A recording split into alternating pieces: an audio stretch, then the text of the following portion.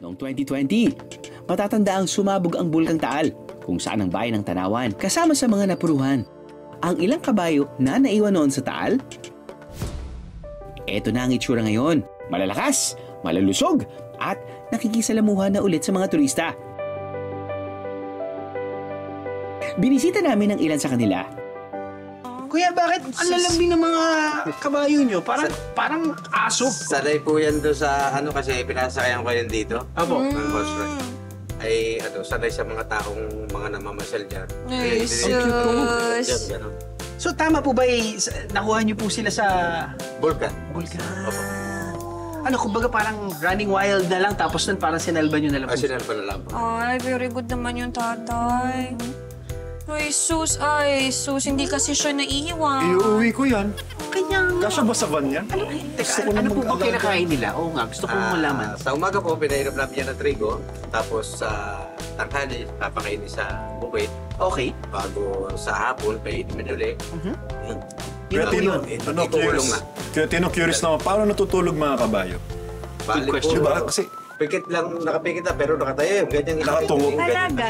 Pero hindi po sila gumagalaw. Hindi po sila nagsisleepwalking. Hindi. Sleep running.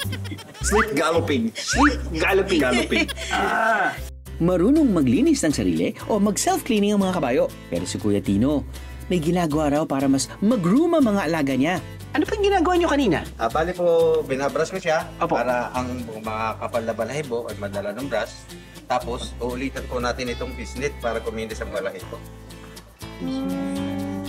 Bali, madaan na po ng pisnit, dala na yung mga balahibong naiwan. Fishnet. Kaya Tino, gano'n nyo po kadalas ginagawa yan? Yung Bali po pagpapahinga? sa kada araw na sila ay bago namin ipakainin, bali ganun po.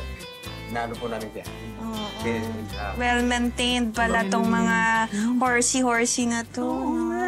Tuwing kailan sila naliligo? Every other day. Ganyan din Marami misis pang ko. ligo kaysa sa ibang tao. Oo, misis ko ganun. Wait lang, parang nakarelate ako. Nakarelate ka rin? Sabi ko na nga ba mga babae, mga lalaki talaga naliligo mga 2 to 3 times a day. Wow! Mga babae, Buti ka lang madalas. mga babae biglang, gagawin, okay pa naman ako. Okay.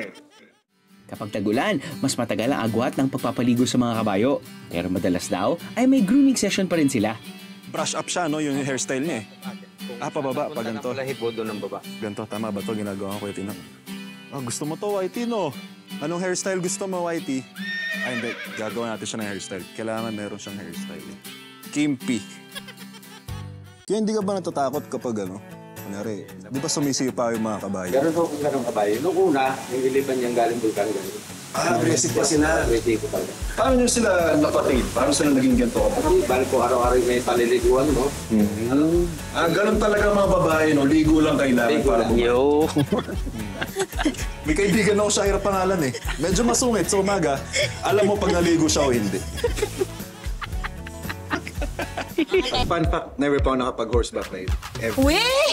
Ever. So, kahit sa Baguio, Sa Baguio, Never. hindi. Tagaytay, never. Oh, okay. Kaya nung nakita ko na kung gaano kalambing sila, especially si Whitey, yung kabayo. iba si Whitey. Ko kanina. Iba yung connection niya ni Whitey. Paano yung connection? Hindi yung connection niya ni Whitey, talagang parang kayo na. Ganun. Ang Meant sarap for sa pakiramdam. each So, other. syempre nawala din yung medyo takot ko na yung kabayo naninipa lang. Ganun yung mindset ko ba? Pero ngayon, amazing. They're so good. They're so nice. So nice. Tay, tama po ba na yung itong kabayo na to ay malambing? Yan, feeling ko tama yan. Pero tama po ba na parang minsan may isang tao nagmamatch sa isang kabayo, parang ito na yung nagmamatch sa akin eh. Tama po ba yan? May ganun din ba? Meron po. Hindi rin pahuhuli si Shaira sa bonding with the horse syempre. Yan guys, ito napili ko si Baya. So kuya, ilang taon na po si Baya? Bali, mag-5. Okay. Hindi siya hindi siya masyadong mailap, no? Tsaka makulit. Steady lang siya.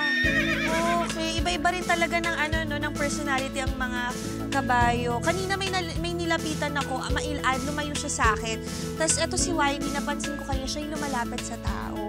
So eto naman po, ayan. So kanina, ganun lang din po. Pwede pong masubukan pag suklay po. Ang cute. Kaya po din. Behave lang siya, guys. Nakakatuwa. Parang you are natural. I mean, around horses. Talaga ba? Parang napapatili ka out of excitement. Hindi, magugulatin kasi talaga ako eh. Pero ngayon lang ako nakakita ng ganyang lambing na Kabayo. Para aso eh. Totoo. Yeah, actually, super lambing niya siya yung lumalapit. Kasi yung mga na-encounter ko na kabayo, before, mailap sila sa tao. Miski sa unang hirit. Hindi tayo nabigyan ng magandang weather, Mr. Weatherman. At we could only maximize whatever we can, di ba? We can shoot what we can shoot. So, Biyahe ni Drew to eh. Oh, yun nga. You can never say no sa biyahe ni Drew. Matagal ko nang gusto mag-guest din dito. Ako rin. Pangarap ko to actually. Bata pa lang ako pinapanood. Oo. Sino lang? Biyahe ni Tito Drew with pamangkins. Ansaka. Bro, ganda nun. Tito Drew with Ansaka. Baka isi... shout out siya pakinggan mga to. Ano, nabitig ka sa biyahe? Cool! All you gotta do is just subscribe to the YouTube channel of GMA Public Affairs and you can just watch all the Behind the Drew episodes all day, forever in your life. Let's go! Yeehaw!